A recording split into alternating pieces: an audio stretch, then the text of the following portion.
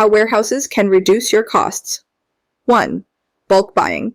Purchase in larger quantities for discounts. 2. Wholesale opportunities. Stocking in bulk allows businesses to offer products in wholesale, opening a new revenue stream.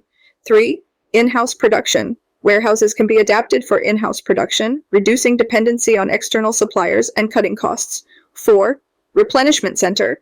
Warehouses can serve as central hubs to replenish retail stores, ensuring consistent stock levels and reducing the risk of stockouts. In Monsoon Sim, activating the warehouse feature presents a crucial decision. Where should the warehouse be situated? To serve effectively as a replenishment center, it's essential to choose a strategically optimal location. This ensures rapid and efficient distribution to various retail outlets, minimizing transportation costs and ensuring consistent stock availability. Given that warehouse rentals are usually more cost-effective than retail spaces, you have the opportunity to secure a larger storage area.